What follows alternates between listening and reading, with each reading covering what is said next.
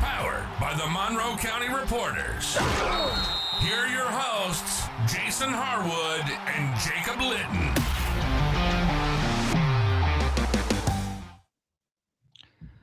Welcome to another episode of Talking Grit. I am Jason Harwood. With me is Jacob Litton. Jacob, Milo had basketball yesterday. Was it a game or was it just practice? It was practice, man. It was a stressful day for me. Obviously, we got hit with a bunch of snow. I schedule myself enough time at work where like I can come home, pick Milo up. We get to practice. We're there about 15 minutes early. I'm the head coach, or I'm the only coach, so I got to be on top of stuff. The snow really slowed me down on the way home. I got home around the time we should be walking into the school. I get Milo, we go, we're obviously a little bit late for practice. We only had one person not show up, but it's just it's third and fourth grade basketball. Yeah. And you got to have so much. I have a lot of patience. I have more patience than anybody I know, which is good because I swear like they, it's impossible to get them to run a pick play or a give and go or to focus on rebounding.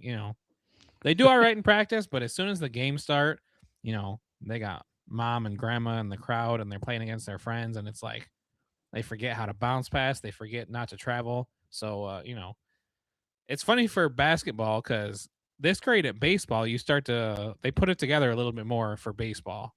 T-balls, when they're like running around, nobody knows what's going on. Baseball, they start putting it together a little more. Basketball, they do not have it together until probably like, for most kids, till probably like fifth or sixth grade, I would say. So yeah, it's just chaos. Yeah. I had a stressful day for me a little bit. Well, I guess it wasn't crazy stressful. A stressful day. Jason did not have to drive in the snow at all. I did not, but I did have a job interview. And so I do have a question for you. So I had a job interview. It's remote. So I was doing it. I'm just doing it over like a Zoom call or whatever. My current boss, before I, do this interview, she does a Zoom chat with me about 15 minutes before just to see how I'm doing. And she said, "All right, I want you to log off." She wanted me to stop working. She goes, "I want you to turn on some music as loud as you can and just, get yourself hyped up." So what do you think I played? I bet you can guess the artist, but see if you can guess the song that I played. All right, so it was Eminem. It definitely was Eminem. I think "Lose Yourself" is too common of one, so I don't know that you would have played that one. "Won't Back Down" doesn't feel job interviewee. I know you like the Toby song. There's too many Eminem songs. I don't know which one you would find the most uplifting for the job. Okay, interview. I'll give you the album it's from. It's the Eminem Show. So it's way back when. Oh, that was when he was getting the Eminem Show. I only know. No, I can't even think of one from the Eminem Show. It's the same song that I would play before a big pharmacy exam. I would play. It's Soldier. I just love the beat drop on that. It like gets me focused, and then I'm like, I'm a soldier. And then I played on YouTube Music, so I played that, and I'm ready, and I'm that there's no one else in the house, so it's up pretty loud. The next song was Survival, Eminem's Survival, and it was Survival of the Fittest, and I was like, this is a good lead in right to my interview. I'm interviewing against some other good candidates, so felt good going into it. It was a good interview. Even got to mention you in it, like I told you, and I hyped you up. I teased you before that I was going to give you bad word of mouth, but I gave you pretty good props. So I mean, you can't do that. You try to trash me in the interview, and I think they'd see right through that. They'd be like, "Oh, they wouldn't buy it. This candidate's full of crap. This is exactly all about Jacob." It's funny that you mentioned the song thing, because when you were first talking about it, it reminded me of two things: The Office. If you remember, like Jim and Dwight go on a sales call. Yes. And Dwight's like, "Leave the keys," and he was like, "Do you still do that?" And he's got the rock music playing in the car before they go on the sales call. The other one is The Other Guys, the Will Ferrell and Mark Wahlberg, when they're on their way to the scene. And he was like, "Just need a little music to pump me up." And it's a Little River Band. He yells America and just floors it right into the crime scene. Oh, man. That's what I thought of when you were mentioning that. Yeah. No, I knew you'd but get glad the to hear artist. it went well. Yeah, it did. We won't find out for a week and a half or whatever. But Yeah, it was good. So, all right, man, let's move on to some Lions topics here. So, a topic that you and I wanted to bring up when we recorded Monday night, right? So, and then we talked about the OC, we talked about Pro Bowl, and we ended up talking too long. We didn't want to rush this topic. So, we saved it for here. And then what happened Tuesday morning, right? What we looked down there, and our buddy Jeremy Reisman, you know, wrote a whole article on it. I did not read the article. Did you I read didn't his either. article? No. I saw that he posted it. I was like, that guy beat us to the punch again. But I did not want to read the article. I didn't want to. Yeah, I didn't want to read the article to influence what I would be talking about here. I will read the article after we've done this podcast, right? And we'll see. But I'm glad that we mentioned it on the podcast that we were going to do this before. Maybe Jeremy's listening and he's like, "Screw this, we got to get this out of here." Yeah. Yeah, he's got moles. Maybe Morgan told him. Someone's speaking, man, or someone maybe inside Pride of Detroit. Exactly. They got moles all over the place. Well, now we can't tease anything now because they'll just next day article right away. If anyone doesn't know, we're being sarcastic. Obviously, those good guys over there, Jeremy just had the same mindset that we had, right? Like the trade. The reason why I want to talk about it, okay? Everyone's so upset, even in the Brad Holmes conference call, they're bringing up trade markets. Like, should you have made a trade, whatever. And people are really fixated on this. And what really makes me upset is the fact that a trade didn't happen, obviously. And they take it as like Brad Holmes didn't try. Like the perception is you just didn't do enough. And he kind of alluded to that one of his answers. He's like, well, it doesn't mean that we didn't try, but just because we failed on, to consummate a trade with our target, does that mean we go with, someone lesser and just make a trade and give up, picks for a guy that, is not going to make it, we don't think is going to make an impact on this team. And that's the way I, approach it. We've compiled every trade that's happened, and all the way up to the Micah Parsons trade. So Micah Parsons trade and after in the season, when we looked at the trades before that, those were all like, before season, and a lot of those are training camp trades with guys that are potentially going to be cut. So I don't really look at those as like, hey, trades, we're going to try to improve the roster. It's like we're trying, just doing roster manipulation at that point. But obviously the Micah Parsons trade, they're trying to improve right now. And depend, regardless of what Jerry Jones is saying about trying to improve right now, he wasn't, because you're losing one of the best defenders in the league.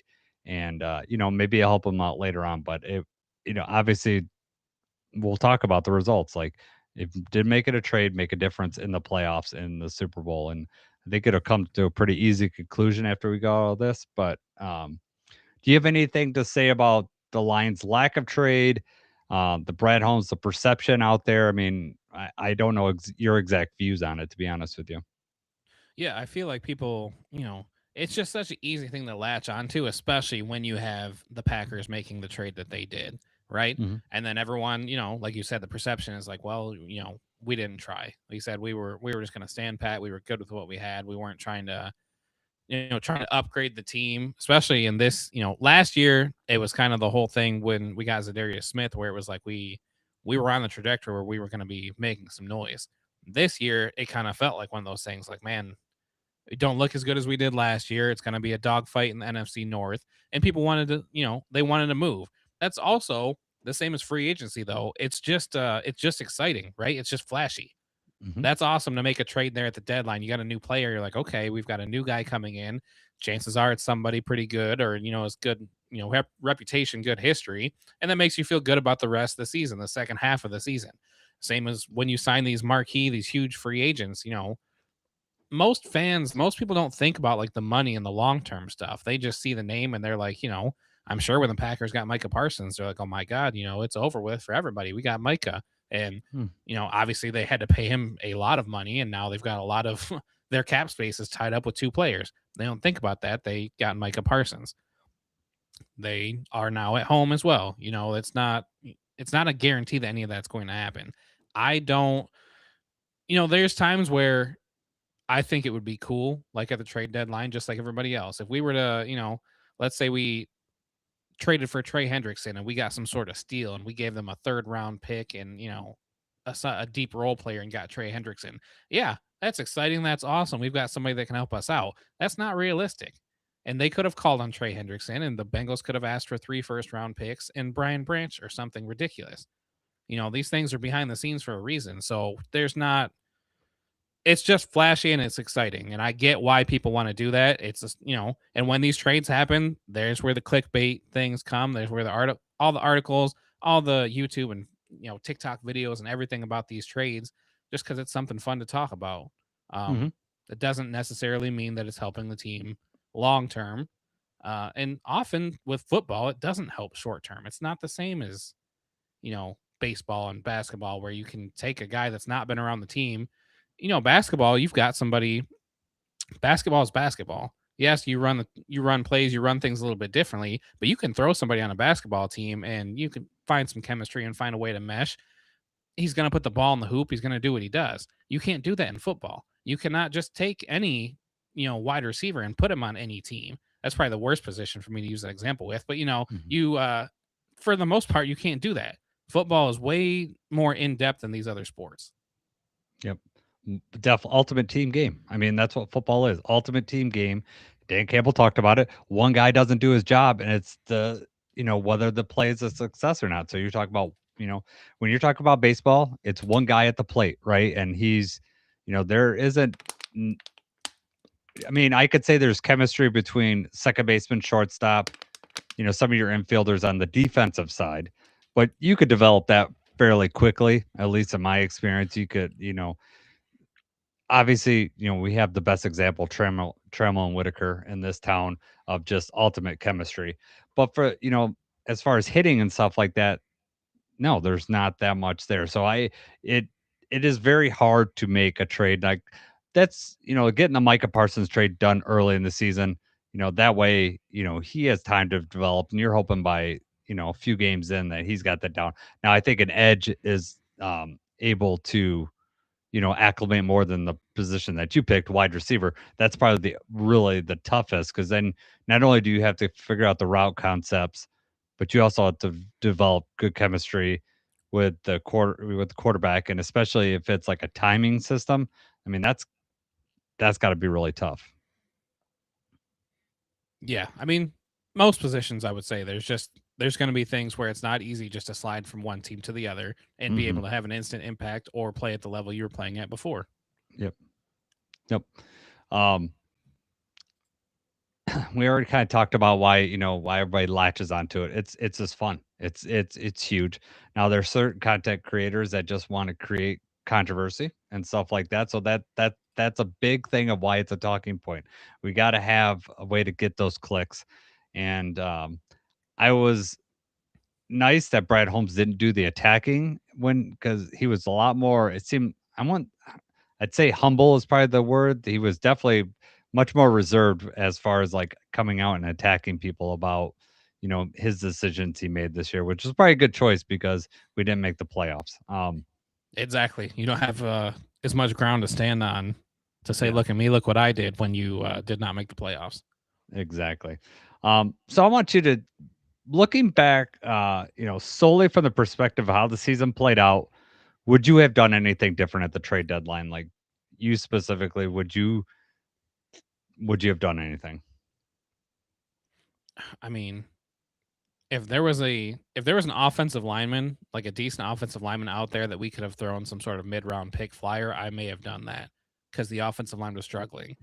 With that being said, you also know that I feel it's important that the offensive line is a unit and plays with each other and plays off each other and works well with each other. So I don't think anything at the trade deadline would have made a difference for how the season was going. Would it have helped having another lineman? Maybe. I mean, yes, it would have helped a little bit. Who's to say that would have played out? I think before the season, maybe, we should have looked a little bit deeper at the offensive line or what we had or tried to make things work. But that's all, hindsight. When the season started, we saw, Ratledge. We knew that Mahogany was going to be on the other side. We can count on Panay. We weren't sure to the extent of Decker's injury history. I think Graham was the only one that was kind of a question mark. And at the same time, it was like, of all the guys on the team, that's who we trusted most at center. It just didn't work out. Yep. Yeah. So just as a reminder, the trade deadline's week 9. So it is right after the Minnesota loss. So it has been the Tuesday after the Minnesota loss. That's when you would have had to make a decision. So you can't decide about doing anything. You think at that point, you're thinking the team's thinking Kirby's coming back at some point. At that time, Branch hasn't had his injury. So like safety's off the table. You're probably not looking at safety help. Now, Branch gets hurt earlier, maybe that might happen. And I think that really, when Branch went down, our defense really went down. The run defense went kaput. Like it wasn't great all season, but it really just bottomed out, especially the outside runs, the end arounds that they were doing, the jet sweeps. We were just really susceptible to that. Um, and I just, but it wouldn't have mattered. The trade deadline wouldn't have helped that because we didn't know at that time that Branch was going to go down and that Kirby was going down, and Harper was playing well, and then Harper had the concussions. I mean, we were going to our fifth safety. It was just, not great. I mean, the defense was unraveling the whole time, even with Branch, but that was the absolute nail in the coffin where it was like, man, and we kind of knew we had our work cut out. Next game was against the Rams, and it's like, man, now we don't have either of our starting safeties. Plus, Terrion is out. That was the point of the season. Felt like it was really, really on the fritz there. Yep. Got some people in the chat here. Real quick. Brian brings up from Passing Time, our friends over at Passing Time. He's going to be on in a couple weeks. So he wanted to, he's thinking about the roller coaster of Frank. That was Thanksgiving, because that was like right before the Thanksgiving Day game. So that was actually week 13. I don't even think they knew anything about Frank towards the trade deadline.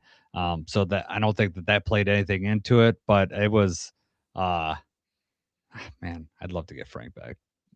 Brian loves Frank too. He's always thinking about Frank. And let's see, he was clamoring for Jaelan Phillips and AI. Know his output would know his what did he say? Output after the trade was minimal. Yep. And AS Eagles says, do you think Brad and Dan get extended at this point right now? That's a good question. At this point right now, I mean, based on what they've done, I wouldn't. I mean, based on what they've done already, I would not hate that. I think that they're well on their way to extensions. But getting an extension right now after the season that we've had and like the kind of, weird rockiness, the timing of that would be really weird. Yeah. Right? I don't think the perception would go over too well for a lot of people. So I fully want them here for a while. So, I mean, whatever that extension happens, I'm going to support it. Right. Dan has done nothing but is he a perfect coach? No, but he's the best coach that I've ever had at Lions. And I just trust him to keep building this program. I'm also not the expectation that we're going to get to the NFC Championship every year. It's just, it's very hard to do. The last couple of years we've had injuries, and now, hopefully we don't have like monumental injuries like that, every season. And if it doesn't, then it plays out. We're totally in the playoffs this year. We don't have both our safeties go down. I think, yeah. I mean, the amount of injuries into some massive players, like if we had Hutch last year too, like, I mean, I know, there's always going to be like what could have been. Mm-hmm. This year, you got Kirby and Branch. Last year, the whole defensive line, the whole team felt like, and, we still were rolling into the playoffs. So, yeah, just need to stay healthy. That's like a number one. That's such a huge, important thing. And unfortunately, it's not anything you can control. Yep. As Eagle says, we need to nail this OC hire. And I agree with that. Like, yes. If he doesn't 2 years in a row, that would be a bad look. So we got to hit this. Got to hit this hard. So hopefully, with Harbaugh being high, well, I mean, he hasn't signed the contract, but it sounds like he's going to the Giants. That's the first domino. And then now I think some of the other head coaches will fall into place, and then we'll see if the report was that Mike McDaniel would rather have a really good OC job than a head coach at, like say the Browns or something like that, a program that's struggling. And you could definitely see him like, well, if he's not happy with any of the job openings this year, just taking the OC job and, jumping back into the market the following year. So whether the Lions, want to have continuity, that's the, Right. you got to think about that. But if he has the opportunity to be the offensive coordinator for the Lions or Eagles, wouldn't you take that over trying to be the head coach of the Browns? I mean, yeah, exactly. I mean, depends on what you want. I mean, if he really wants to be a head coach, then he's going to have to go to one of those open spots. But you and I both know that there may not be 9 open spots next year, but there will be open spots next year. And if Mike McDaniel comes in and lights up our offense lights up, he's going to be able to decide where he wants to go, of the openings. right. All right. Before we get into the trades that happened in the season, there was a trade right before the Micah trade, and the only reason we're bringing this up is because the Lions. They traded Tim Patrick, got a 6th-round pick in return. First of all, when you look at that trade, are you okay with the way Tesla took a little bit to develop? Are you okay with them deciding what they trading Tim Patrick at that point? Do you think that would have helped at any point during the season? No, I think having Tim Patrick around, we would have saw even less of Tesla. Maybe they would have really treated this like a red shirt season. We wouldn't have had any of those highlight reel catches. Maybe still have 1 or 2, but I'm still okay with it. It's interesting, Tim Patrick goes to Jacksonville and he ends up having, similar stats to what Tesla did here. Yep. I think he played way more snaps in Jacksonville and he played more snaps for us than Tesla did, but 16 games he had this year, 15 catches for 3 touchdowns. And then Tesla played in 17 games for us, 16 catches, so 1 more catch, but 6 touchdowns. Yep. So he had 3 more touchdowns than Tim Patrick. For reference, though, last season for us, Tim Patrick had 33 catches and 3 touchdowns. So, I'll bring it up again. We wanted someone to fill like the Josh Reynolds role and be like that big red zone, big 3rd down target. And that just never materialized for Tim Patrick when he was here. And that wasn't the case for Tesla this year either. Instead, it was, feeding the ball to Amon-Ra and J-Mo more, which, I'm completely okay with. It turned out okay. Yeah. And also, Tim Patrick, if you remember way back to training camp, was not having a good camp. He was with the 2nd and 3rd team a lot of the season. And, it got brought up. So from that aspect, getting anything in return, even though it's a 6th-round pick, you're hoping either, Mahogany's a 6th-round pick, right? I mean, it's not, those aren't necessarily throwaway picks. And then also you could couple that with a 6th and a 5th to move up to a 4th if there's someone that you want. I mean, getting more picks is a good thing. Just gives you more ammo to make more, to make some moves or add, more people to your roster. We are going to have quite a few roster spots available this year. They've talked about bringing in a lot more competition. So having more picks is, it's a good thing. We'll see how the roster lines up before the draft, but there's going to be some opportunities to make this team from the draft. Yeah. And then your next question that you wrote, which I think is a fair question too. If we had kept Tim, would that have impacted Tesla's growth this year? Like, because then he's further down and he's not getting any of the playing time. He probably isn't catching that touchdown in week 1. Tim Patrick's probably out there robbing us of one of the greatest first touchdown catches ever in a Lions uniform. So what do you think? I want to hear I wrote the question. I want to hear what you have to say about this one first. What do you think?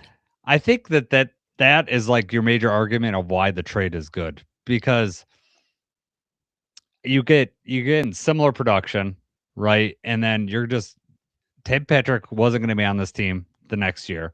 Let's get Tesla up to speed. And by all accounts, Dan Campbell, his snap counts went way up. I know Khalif got hurt at one point and that affected, Tesla had more snaps, but his snap count as through the season went up. And then also Goff was looking his way more often, like especially those last like 3 to 4 weeks, he was getting his targets were up, and it wasn't just in the red zone either. It was, we're just going to get him the ball. And I think for him to develop chemistry with Goff is really important, especially leading into next year. And you're hoping, I want to see Tesla get the Josh Reynolds route where they just cut to the middle of the back of the end zone. He throws it up high and Tesla just jumps up and catches it. He's got the hands. We need that back because Tim Patrick never. I mean, I think he had like one of those catches, but Josh Reynolds would always have that line up in the slot or outside, and then he'd make one cut and then cut to the back of the end zone, and Goff would hit him in stride every time. So I want him to develop that because he's got the frame to be able to box out people. He can jump up. He's got the hands. We know that. So I want to see that. I think that's the kind of play they were trying to do when he dropped the ball against the Vikings. Wasn't the Vikings where he jumped and dropped it in the end zone like that? Wasn't a great throw or a great route. The timing was off, but I mean, it was that kind of play that you're talking about. Ideally, that's how that one goes. Yep. Yep. All right. So obviously the first trade. Let's look back at the Micah trade. All right. So was that successful for the Packers? Are you giving up your, now that we've played one season, you saw how he did. Reminder that they gave up Kenny Clark and they gave up 2 first rounders. So now you don't have first round picks for the next 2 years. And then now let's add in the injury because that's real. That happened. I mean, he tore his ACL. So like that's a risk if anytime you make a move like that, doesn't mean that player's going to come in and light it up. So you gotta include that, Jacob. So what do you think? Like after the end of the end of the season, looking back on it, was that if that happened to Lions and they gave up 2 first round picks, would that have been worth it for you? If we had the exact same result, you mean like not in their terms? You're talking about like if the Lions made this trade. You could go. I don't know how you just clarify how you want to answer it. If you want to answer it in the Packers terms, or if you want to talk about in the Lions terms. Yeah, because I can't put the Lions. That's not a trade that we would have made, and that's not the kind of thing. Okay, I can't envision that happening. Like that would be us trading Aleem McNeil and 2 first round picks, I guess, for Micah, which would have been one of those things. Flashy, all the articles about it, all the noise about it, and Micah played in 14 games, 12 and a half sacks, first team All Pro. He had a great year, tears his ACL at the end of the year, which is just brutal. But it's one of those things that time's going to tell. Like if this was just the end of it right now, you're like, did the Packers win this trade? I can't say that they won the trade, but I think they're okay with it right now, right? You're living with it. You're like, you know what? We made the playoffs. He made the defense better. He made All Pro. We had a really good team. They had an okay team. I can't call the Packers really good. But I just think this is one of those things when you revisit this thing in 3 or 4 years and you see the cap hits and you see that you've lost these first round picks and you don't have like a younger talent to build around them. I still feel like this is going to not look good years down the road, in my opinion. But right now, it's still fresh. After the first year, I would still say that the Packers are on the positive side of it. Yeah, I mean, the picks haven't been made yet. And so while I'm talking, why don't you look up where the Green Bay Packers were going to pick in the first round? It's probably in the 20s, early 20s, I would say, but I'm not sure. I'm curious about that. But the injury really just, man, because not only, they lost all those games at the end of the year. So that really hurt. Like they lost the last 5 games in a row at the end of the year. I think that was with that injury happened. When did that happen? It was in the Broncos game. It was week 15 is when week 15 Micah went down. Micah went down in week 15. So yeah, so they lost They that did not game. win a game after 16, he went down. 17, 18. So and then they lost the game previous to that. So they had lost 5 games in a row. But what I'm worried about is ACL injury for an edge player. He even when he comes back next year, he's not going to be the same player. We saw, not that Aleem is edge or whatever. Well, I guess we did have him playing edge this year, but he just Aleem didn't have the explosion that he had, in his career previously, getting off the line. So, this could affect Micah all of next year, and then you're talking about losing, 3 games this year and a lot of next year. That's going to be tough to make up with, especially when you're talking about the contract going up and losing losing first round picks. Where are they picking next year? 20. I mean, they're going to be top 5 the next year. So Cowboys will get that top 5 pick. Yeah. No, that'll be a huge storyline, right? That's my huge wish, right? I guess it doesn't matter. They're not going to lose their picks, but I'd love to see them lose a bunch of games. And then LaFleur gets fired. Man, this is all just this is a fantasy for me right now. Uh, Brian says, "Can you imagine Micah with Hutch?" And I do like that thought, but I'm agree with Jacob. We'd have to give, you're not re-signing Gibbs. Jack Campbell might be out. Laporta, like How do you just sign any of them if you don't have any room? Like, yeah. Lucky for them, they don't have to worry about paying receivers, or they don't have any worth paying. That's why their first round pick from last year only got 300 yards and no touchdowns. So they're like, we can't make good first round picks anyway. So we'll just. Well, if you talk to a lot of Packer fans, they have like 5 number 1 receivers: Dobbs, Watson, Jaden Reed. I know Reed's, I think, on a free agent this year, but yeah, Golden was definitely a disappointment for them this year. I mean, they thought he was going to get a lot more production, and all the noise from being the first wide receiver that they drafted in the first round, and maybe they just put too much pressure on him. I don't know. Yeah, I don't know. Maybe Aaron Rodgers will come back next year, and they he'd be the backup for Jordan Love, and then he could teach his wide receivers how to play, because that's what's missing, right? Aaron Rodgers' expertise. Yeah. Something else, another comment that we have in there real quick. It said the argument against it is the 49ers this year, because the 49ers have the injuries and they're in the playoffs. But I do want to point out that we had more injuries than the 49ers do. We had more last year, and we still went rolling into the playoffs. Obviously, we were the 1 seed, so we didn't play in the wild card like how the 49ers did. But I also want, like, the 49ers were dead last in their division last year, right? So they had like the benefit, like we will next year, of having a somewhat easier, schedule. Obviously, the NFC West was really hard too, but there's a lot of other things that go into play there. And did you also see that Fred Warner is, I think, like, started his window, or he's like about to come back? Yeah, I saw some videos of him running and stuff. He's not come back this week. They opened up. I seen him doing kicks. He was doing these kicks on this heavy bag and flips. It looked like a Power Ranger. Power Ranger, Red Ranger, right? Yeah. It's funny because I started to think, like, right about now would have been when we were opening up Hutch's practice window, like after this week. The talk about if he could come back from his injury, because that's what they're probably hoping. Hutch's video was a lot less impressive than Fred Warner's. Yes, Hutch's video was a running straight, and he had a big hitch in his get up when he in that video around this time. Warner is like doing superhero stuff. Yeah, do you like that?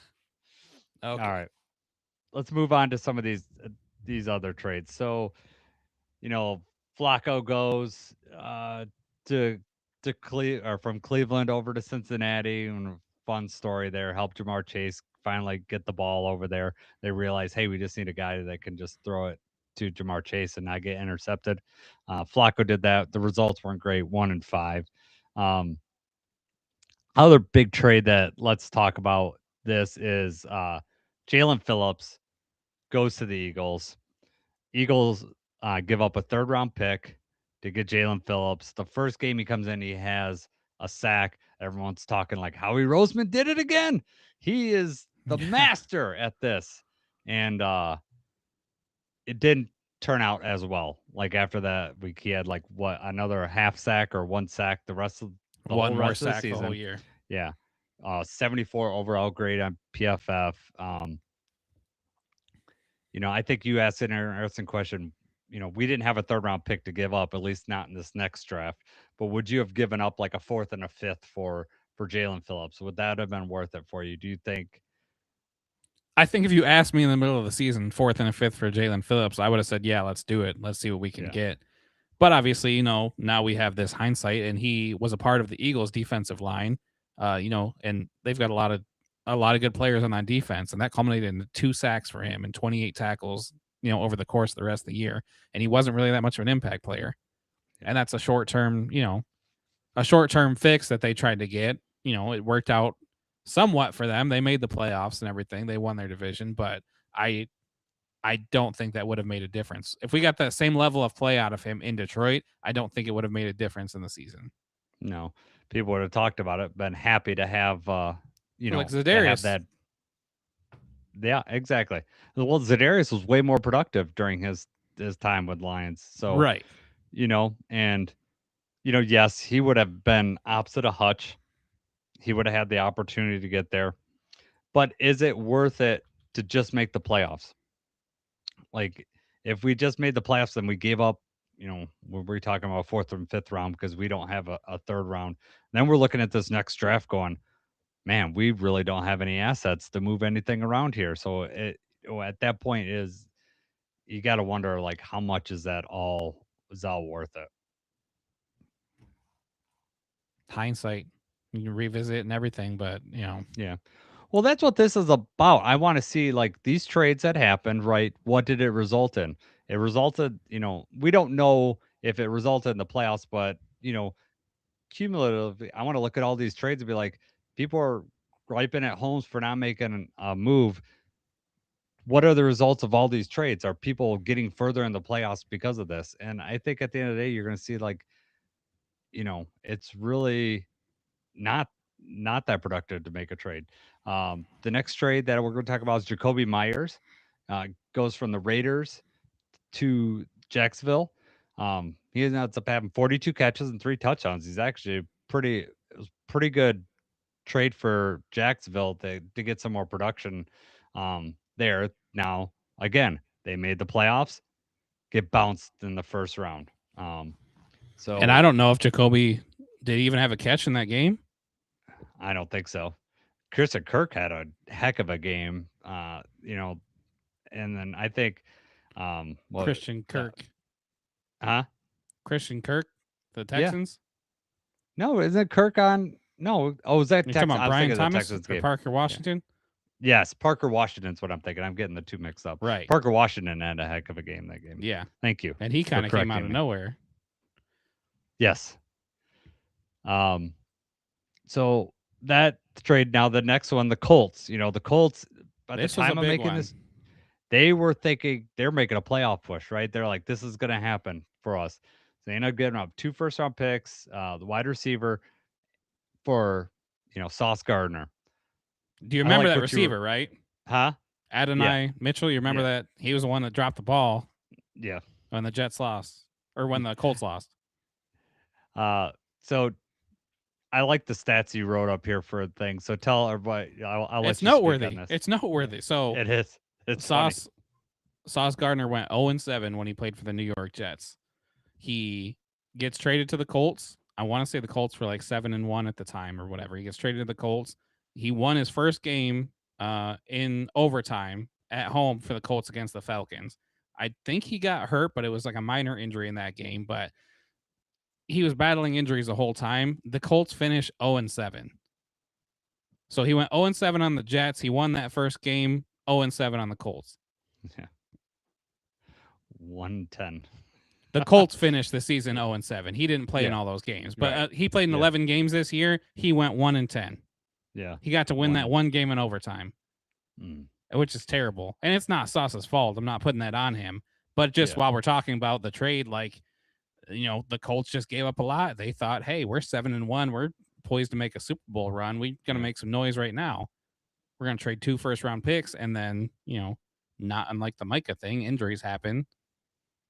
This Colts season, that was more Daniel Jones. They had Phillip Rivers. Like, there's more to that. But bottom line here, this is another trade that just right now did not work out for them. Well, that's what I'm saying. Like, other things besides even the player that you trade for could derail. Your quarterback gets hurt. Your backup gets hurt. And then all of a sudden you're getting a 44-year-old quarterback that was about to enter the Hall of Fame, now reset his clock for 5 more years. There's just so much in football that can happen. And I'm not saying you don't take risk. I'm not saying that. But you have to have perspective when you're wanting your team to go all in. It doesn't mean that you're going to guarantee success. It just doesn't. So you look at that. I mean, you end up with a number one, and they'll have Sauce, for, the coming future, but they also, they have to pay Sauce, his big contract, and they do this without first round picks. So, I mean, that's the risk that you make. You're getting an impact player, but we also see they get injured too. Right. And so, man, it's crazy. That's a lot of the conversation that we keep having and that people keep having about the Lions, right? Because we're talking about the window, right? The window, the Super Bowl window. We want it to be as open as long as possible, and we want to be able to make the playoffs and try to make some noise. People will sell out. You can enter the lottery, 5 times, or you can enter it 1 time and have a better chance. People are just selling for that one chance, that one shot at winning the championship. And if you're the Colts, you've set yourself back now. I mean, you lost those first round picks. Yes, the offensive line played good. Daniel Jones played well enough. The defense was playing okay, but I mean, the first round picks are gone. The cap space is going to be gone now. And you don't have a quarterback because the first round pick that you pick, Anthony Richardson, has shown that he's not the guy. Daniel Jones, I think if you give me right, he only signed the 1 year. It was a 1 year deal. So they're going to have to either pay him, and he's going to look for a raise because of the way he played before he got injured. Right. So it's crazy. Next trade I want to talk about, this team's still in the playoffs right now. So the Seahawks acquired Rashid Shaheed from the Saints, gave up a 4th and a 5th round pick. I was actually like that when that trade happened. I was like, that makes sense because yes, right. JSN was, lighting it up, but you knew that teams were going to just start trying to take him away, and you need to have someone on the other side that could spread the field. Now, the interesting thing about it is not really in the receiving game that he made the huge difference. It's special teams, right? How you got some nice stats there. I'll let you tell everybody that. Yeah, so Rashid Shaheed played 9 games for Seattle currently, not including the playoff game. He's got 15 catches as a Seahawk. He has yet to catch a touchdown, but he had a kickoff return touchdown and a punt return touchdown. And both of those happened in huge moments and big games for comeback wins against the Falcons and then against the Rams. He had the punt return against the Rams that kind of triggered that, which resulted in the Seahawks getting the 1 seed and everything like that. So, I mean, that's an impact player. I think if you're a Seahawks fan, you only gave up a 4th and a 5th rounder, and then you got an impact guy.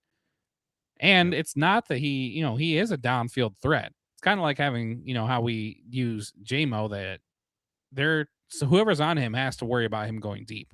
You take away that part of the field, they still have Cooper Kupp as well for underneath stuff. So just having him out there and having a decoy, I'm sure helps out a little bit. And if they do catch somebody sleeping on him, which might happen in the playoffs, might happen this week, Rashid Shaheed can score a 60, 70-yard touchdown bomb over the top.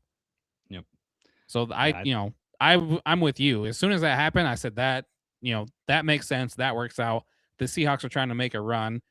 Low risk with a 4th and a 5th round pick. I don't think that they're too concerned about that. And that's Rashid Shaheed is not going to be somebody that's, that you have to worry about moving cap space around to fit in there. Yeah. Yeah. And he's got the wild card of the special teams making a difference. And I mean, you talked about those comeback in the playoffs. Man, if he had a return or a huge return, set him up, I mean, it could really make a big difference. So, so far that's the trade that, obviously the Micah one had an impact, but this one's had a pretty big impact. Getting 2 games, which, for the number 1 seed means if they don't win those 2 games, I'm not saying that play alone won those games, but, contributed to it. If he doesn't, then the Rams are probably the number 1 seed and you're not getting the first round bye. So that in that case, that's your argument for a trade of this season's like you give up the 4th and 5th round pick and it made an impact. It got you a win or 2. Next trade that I want to talk about is the Quinnen Williams trade. Dallas's, second huge trade of this season. Gave up a 1st and a 2nd round pick, and Mazi Smith, former Wolverine, get Quinnen Williams. This one the Cowboys were like trying to make their push towards the playoffs when they made this trade. It did make their defense noticeably better after that point. I still scratch my head a little bit of like coupling this with the Micah trade, like why this went on. But how do you view this trade now, Jacob? I think the Cowboys are okay with it. I mean, obviously, Cowboys fans and everything, you didn't want to lose Micah. They wanted to pay Micah. They did lose him. And then Jerry Jones had to answer questions about that for 2 months before he finally was like, okay, fine, we're going to make this move. And it actually ended up being a good move for them. Mazi Smith was their 1st round pick, but he was not working out. For whatever reason, just never really turned out the way they thought it was going to be. They had that first round pick to give, that they got from Green Bay. So they still had a first rounder. They gave a second round pick, and they get Quinnen Williams, who's one of the best defensive tackles in the game. So he played in 7 games in Dallas. The defense, like you said, the defense was definitely better. Just not enough to win the division. But now that's somebody that they're going to have, on their roster for at least the next few years, somebody that you can try to build around, and you've still got high draft picks. So, yep. I would say that if I'm judging or grading this trade, I still think Dallas came out on top. I don't think they're missing anything that they lost there. Yeah, I think that it's, we'll have them next year. The cap hit's like 20.7 million. So that's the percentage of the cap as of right now, it's like 7% of the cap. I mean, that's pretty sizable for defensive tackle, but you're talking about the PFF ranked number 2 defensive tackle in the league. So it's, you're getting production from him. It's pretty stout with Kenny Clark right next to him, down the middle. You're expecting to shut down the run game. They're gonna need edge help though, and sacks get paid.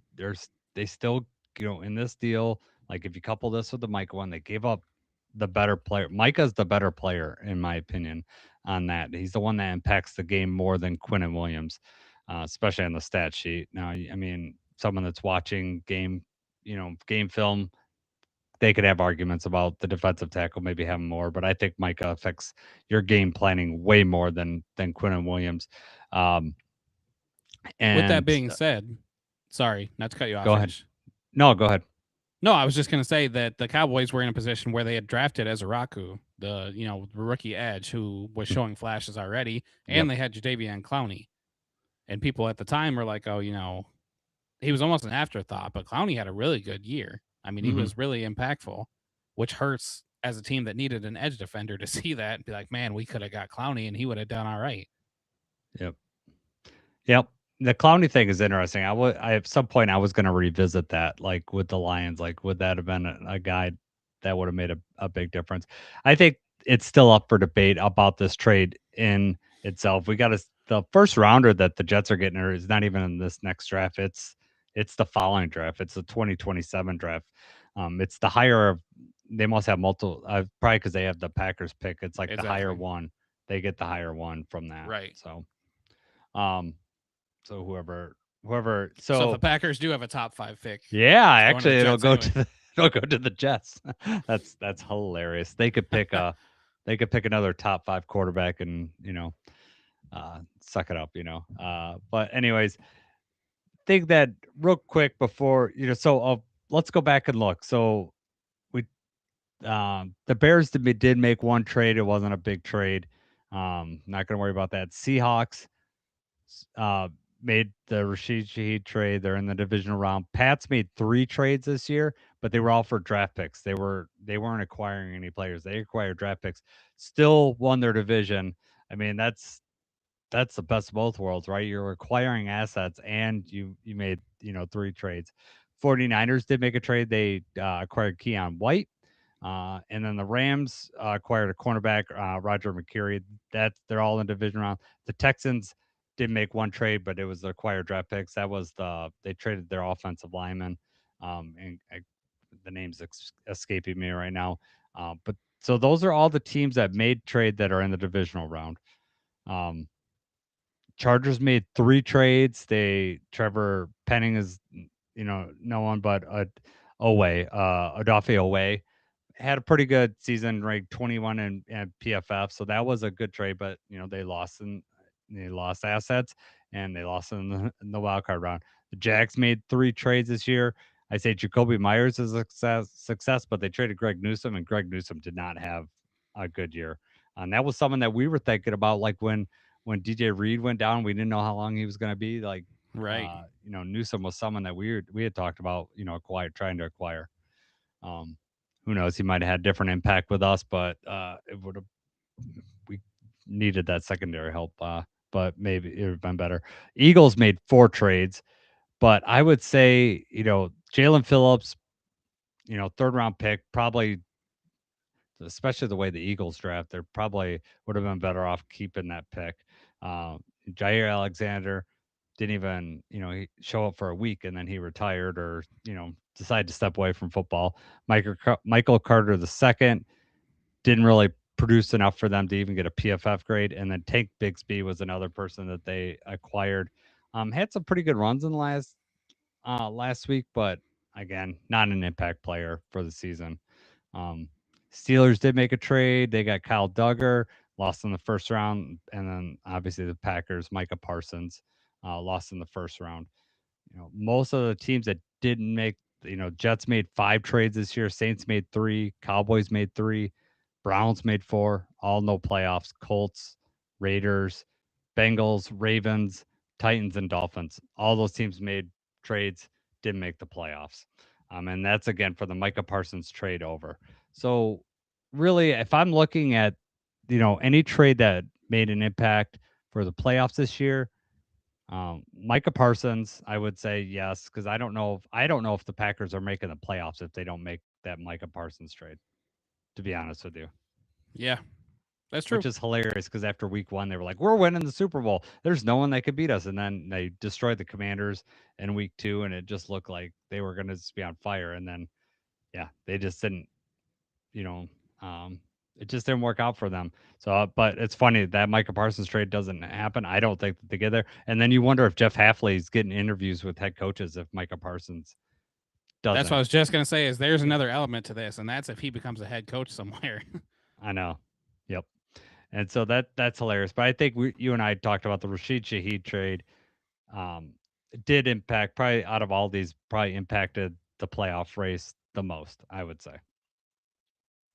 Yeah, but I mean, let's say one of these teams that we have listed on here, wins the Super Bowl. I don't think that you'll be able to look back and say like it was because of that trade that they made. No. Now, let's say the Seahawks go to the Super Bowl and Rashid Shaheed catches an 80-yard touchdown and a 90-yard kickoff return, then maybe you can start talking about how that. But, just looking at these, most of these were not impactful players or impactful trades, really. Right. And that's what I'm saying. Just like if the Lions have made a trade, it's most likely going to be in these one of the trades of like, yeah, it's on there. They made it, but we gave up assets and it ultimately didn't mean anything. Now, we were so close to making the playoffs that even like a small incremental change might have got us in the playoffs. And who knows what would have happened on that. It's just a matter of what assets we were to give up to get a player. But to get someone meaningful, you're going to have to give up some assets. The problem is we didn't have a 3rd round pick to trade, and I don't want to be trading our 1st or 2nd round picks. Exactly right. We can't afford that. Yeah. So, so that's an interesting look at that. We'll skip over that. Let's move on, Jacob. Unless there's something else that you want to talk about the trades, I thought we'd move on to a little while. We're not going to go super into depth over wildcard weekend because obviously we're recording this Thursday night, a lot of the games. But as we talk about the teams we'll pick, if there's something that you want to talk about in the game, let me know. I'm going to put up our picks on the screen. So just give me a second and I'll get that up. And then you can talk about how bad my picks were. I mean, it's par for the course at this point, right? I mean, it is. You know what? I'm going to let our listeners know that Jacob and I, outside of what we do here, we have a pool that we do each week. No money. It's just, us and our kids, and we make up picks.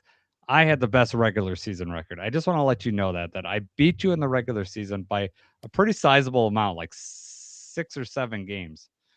You kind of came back towards the end when you started making ridiculous picks that came true. That was one of those things where you kind of rolled the dice, like I'm gonna have to pick this team because I don't think anybody else is. No. And then the Panthers beat the Rams and stuff like that. I was winning all season. I was tied with you or neck and neck with you, and then my picks came true. So let's talk. I just want to say that there's a lot of red on this screen, but I will tell you that I was winning. All these teams were winning with like 2 minutes left in every one of these games. So it was very close. So that's my saving grace on this. Anyways, first game that was played was Rams Panthers. I picked the Panthers. You had picked the Rams. God, that would have been sweet if the Panthers. Oh, I know, won. And they showed some fight, man. They did. I was pulling for the Panthers too. I picked the Rams, but I was pulling for the Panthers. I did something that I don't know if I'm exactly proud of, Jacob, but this is actually the first in this game was the first bet I made with my son. Like I think the first money bet I've ever made with my son. It was for $1, and it was with 2 minutes and change left. Whenever the Rams got the ball, I bet him that Stafford was going to throw a pick. And I was like, he's going to throw a pick on this last drive. Because I was like, this is totally Stafford. It's going to happen.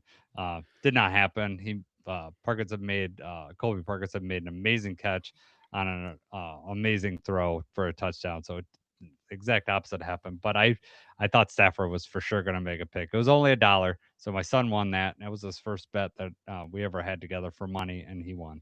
So it did feel like that. That's funny that you said that, because I kind of thought the same thing. I was like, man, what if they pick it off here and it's over? Like, yeah, I'd seen enough Stafford games to know that that could happen, but didn't happen. Rams won that game. Packers Bears. The Bears did it again. I do you think these teams would know? And LaFleur just totally screwed up that fourth quarter play calling, just massively screwed up. Make them use their timeouts, make them do things on a 3rd and 15 in your passing, and it's like, man, it just run the ball, make them use their timeouts. It just blew my mind. It's like, you said it before, things happen. It's like the perfect storm of things happen for the Bears to be able to come back and do this. And, obviously one of the teams had to win. Didn't want either of them to win. But you know what? It's always a good time when the Packers lose. And for them to be so confident and their fans to be so confident and online and stuff, right after the first quarter, basically, So it was great to see them crash and burn. Yep. What did you think of Ben Johnson's post game? First, like the handshake. So the handshake with him and LaFleur, that was kind of like funny or whatever. But then the comments afterward that I'm sure are going to be a huge storyline based on how the season goes next year and every matchup that they have. What did you think about that? Were you surprised? Yeah, both counts. Like, maybe not the handshake so much. Well, I get that you're excited about it, but he shouldn't have been screaming like in excitement. In my opinion, going up, you got to be more professional in that, right? I mean, he doesn't like LaFleur. It's very obvious. Like he doesn't like LaFleur, and I think that was born in Detroit. And no one in Chicago likes the Packers. I mean, they're obviously dreaded, rivals. But I think I would have liked a little more like professionalism. I don't, you wouldn't be doing that to Dan Campbell. Dan Campbell just knock you out, right? He'd be just like, no, that ain't gonna fly. Right. I'm gonna suplex you. You're done for. So the handshake was one thing that was disrespectful to screaming. I don't care about how quick it is. That's fine. Like whatever. I don't like that he's screaming all the way up to LaFleur. I didn't like that.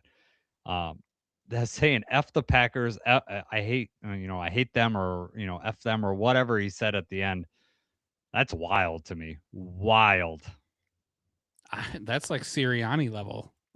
Yeah. Nobody likes him. I don't think that he's doing himself any favors out there. Obviously, Packers fans hate him anyway. They didn't like him when he was with the Lions, and then even in the his press conference when he was announced as the Bears head coach, he was taking digs at the Packers right away. Yeah. So I'm sure they hate him. So that adds, rub some salt in the wound, I guess, to lose like that to him and then have to hear him say that in the locker room. Yeah, I was very surprised, and I can't say that I care for that and I'm okay. You kind of said, like, he wouldn't do that if he was Dan Campbell, and I also don't think that Dan Campbell would act like that. Dan Campbell gets about as fired up as anybody, but not quite to that level.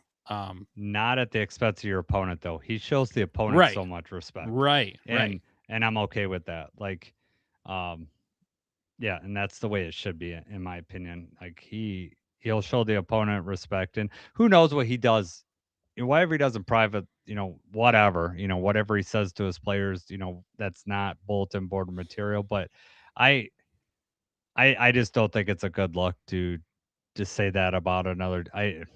I just don't. It's weird to me. Whatever. Yeah. But if Dave Campbell did that, maybe I'd be like, yeah, I love it. I hate the Packers. I'm sure I'd be talking out of my mouth, but it does leave a little bit of bad taste in my mouth, especially since it's your first season. You got a long go around, and it's not like they came in there and wiped the floor with them. They came back. I mean, and probably the adrenaline's going crazy because he had thought going into that fourth quarter, there's no way we're coming back. But LaFleur really screwed up that fourth quarter, and things happened, as we say. Right. It's the title of the Bears season. Things happen. All right, next game: Bills Texans or Bills Jaguars. Jaguars looked like they were going to win this game, and the Bills came back. We both picked Jags. We wonder what it was going to mean for the Bills, like especially the coach. Would the coach get canned if he'd have lost that game, lost in the first round? Because we talked last week, like this is the Bills' chance. Mahomes isn't there. Can they do it? So, I mean, Trevor Lawrence threw that interception there at the end, or that could have been it. I mean, they could have drove and down and won that game. So I know that was close. All right, this marked the second bet that Preston liked the first bet so much that he proposed a bet before this game started, and this game involved the kicker, Cam Little. He said Cam Little's going to hit. He goes, Dad, I'll bet $1 that Cam Little hits one from 60 yards or further. Wow. And I said, okay. I said, but what if one's not attempted? And he's like, no, he's got to make one from 60. I was like, no, I want to clarify. If he doesn't attempt one, is the bet still valid? And he's like, yes. And I was like, okay, because I didn't want him to say, well, he didn't even attempt it. Like, right, wasn't you're not giving him any possible out. And this was before the game, so like every time that they were getting in close in that range, where it was 60, he was hoping a drive would stall. He was hoping at the end of the half something would happen. It was funny, but then we broke even because Cam Little did not hit a 60+ yarder in that game. Right, and he missed one. Yeah, wasn't 60+, but no. So that was, again, the first 3 games were just like fun all the way through, right? I mean, they were a lot of fun. Then 49ers Eagles. We both picked the Eagles. They lost. The 49ers won this game. How they're doing this with their injuries is crazy. The impact players, Bosa, Warner, both being hurt. Salah's getting, head coach. He interviewed for the Dolphins today. So he's getting head coaching opportunities based on, how he's coaching these games. Now, what do you think of this game?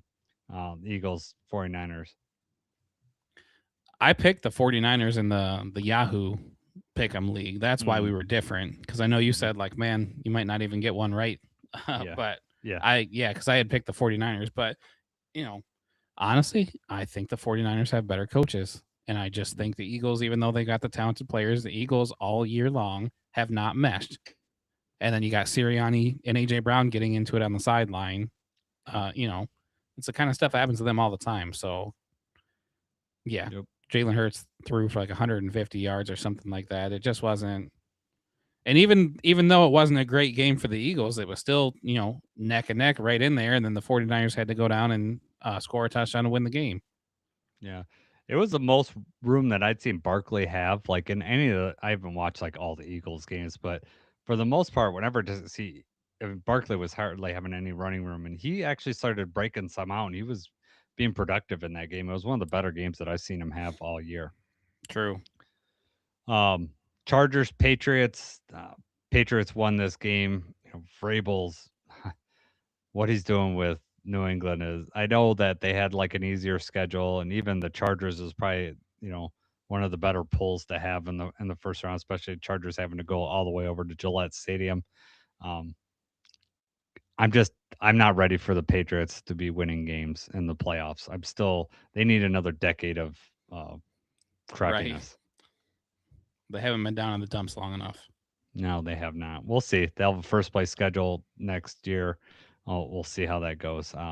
We had both picked Patriots. And then Texans, Steelers, which might have been close for a little bit, but that Texans defense is insane and just made Aaron Rodgers look as bad as I want him to look. And how much happiness does it bring to you that Aaron Rodgers' last pass in the NFL maybe a pick six if he doesn't come back next year. Right. His last throw as a Packer was a interception to Kirby Joseph. Yeah. Right. And now here you go. Last throw was a pick six.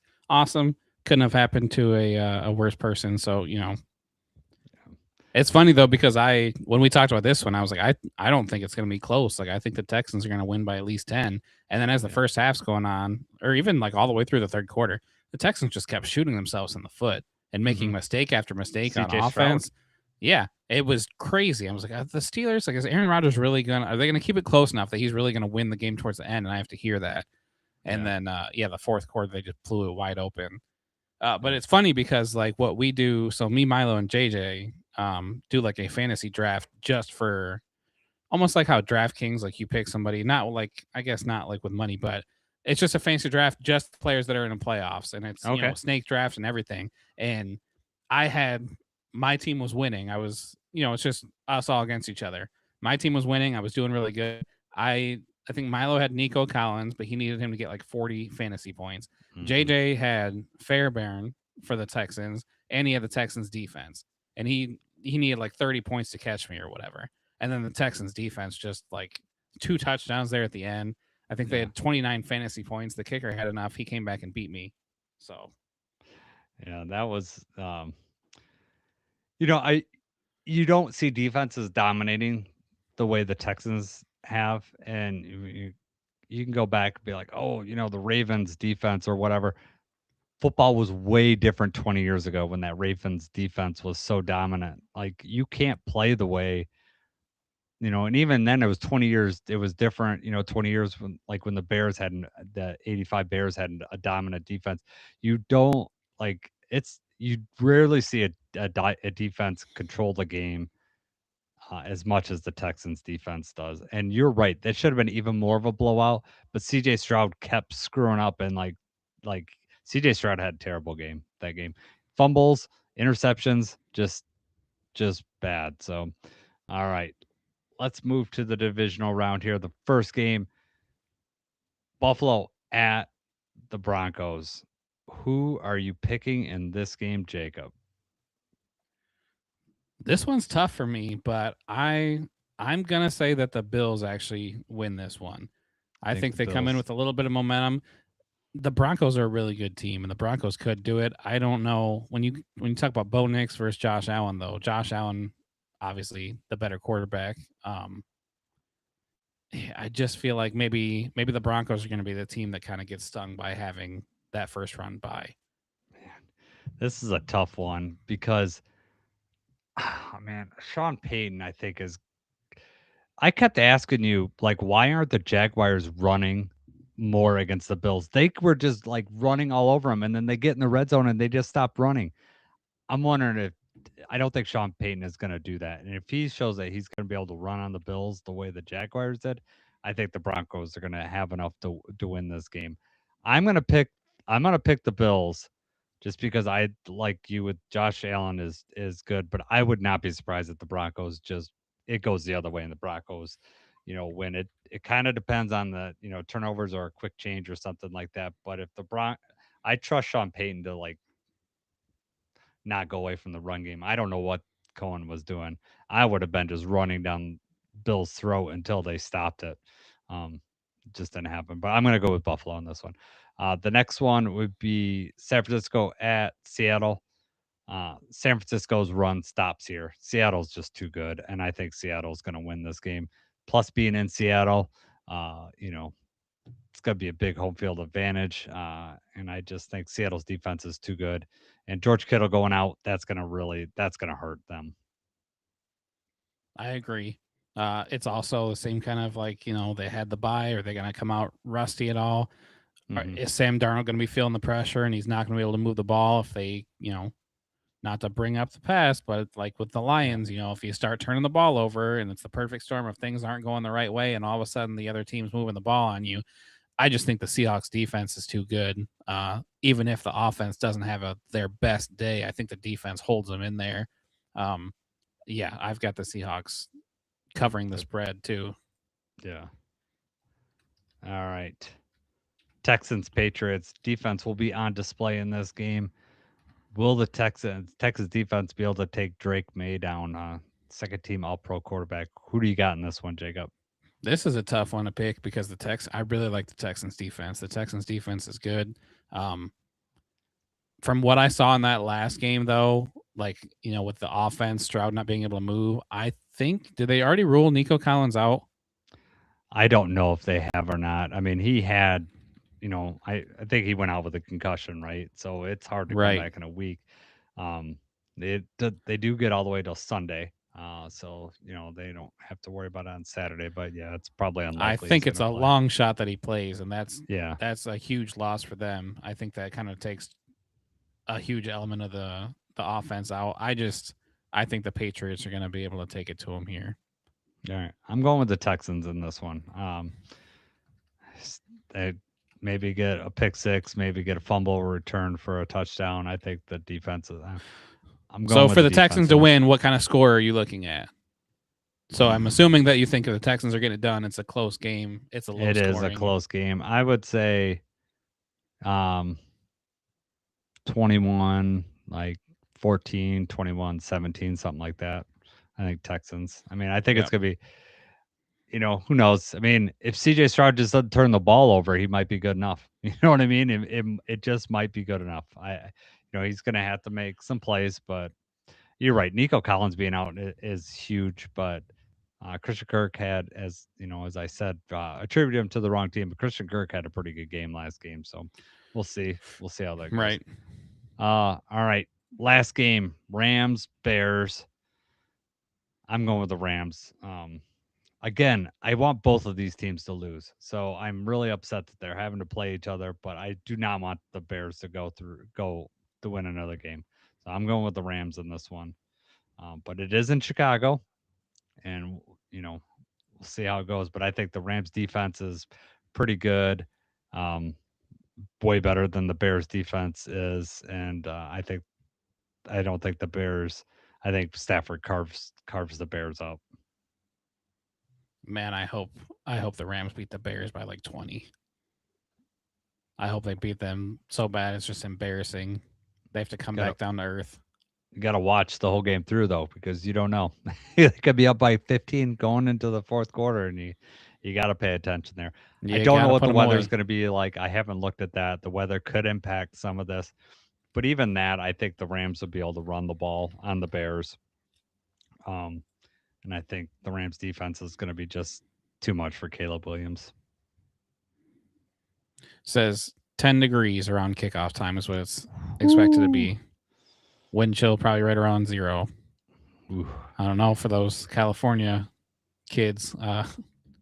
Might be something that keeps them in, but Stafford knows. He's Detroit. He's been in Chicago, played plenty of times, so he's he's ready for that.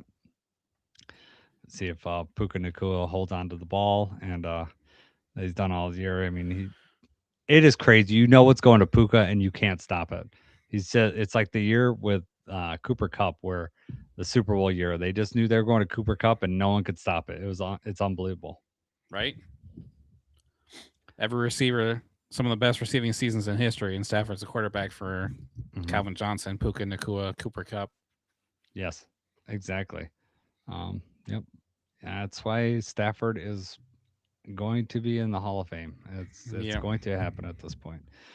It's crazy. So, all right, man. We'll see how it all lines up. I'm looking forward to, hopefully, I mean, if these games could live up to what wildcard weekend was, man, we're in for a treat this weekend. We'll see, and it's going to could set up some interesting matchups for the following week. The Rams Seahawks divisional matchup, third time in the year that could happen. You got, Texans, Bills, if that happens, even Denver, Denver and the Patriots. Oh my God. Just so many possibilities. We'll see. But it sucks because, like, man, I don't want hardly any of these teams. It would be cool for the Bills. It's cool for the Bills fans. It'd be cool for Josh Allen and everything if the Bills were to win the Super Bowl. But I look at these other teams. I don't want the 49ers to win the Super Bowl. The Seahawks just had that dynasty run and everything, and they've got Sam Darnold. Even though I like the coach and everything from Seattle, the Broncos also relatively recently have had some sort of success. I definitely don't want the Bears even in the NFC Championship game. I don't want the Rams either. One of them's got to go there. I'd be okay with the Texans, but I think that they're probably the longest shot on here. And yeah, like you already said about the Patriots, like just, they've had too much success recently. Yeah. I guess I guess I'm with you, Buffalo, and in NFC, if I have to pick, I'm picking the Seahawks. That's the team I'd want to make it out of there. And I think that would be a good game. I think it'd be a good game too. Yep. All right, I wouldn't Jacob. have to root for one. All right, Jacob. Let's wrap up here. Anything before we go? Nope. I'm ready. All right, man. We'll not tell Jeremy Reisman or the POD guys about any of our topics, so they, don't write articles. Keep our secrets. That's right. That's right. Jerks. No. Now I could read that article. We'll see what it says. It was a comprehensive look, he said. So I'm curious how in depth he went, but we'll check it out. So and you should check it out too. If you haven't read the article, watch this podcast and you read it and compare the two of us. But that is Jacob, my good buddy. I'm Jason. Let's go.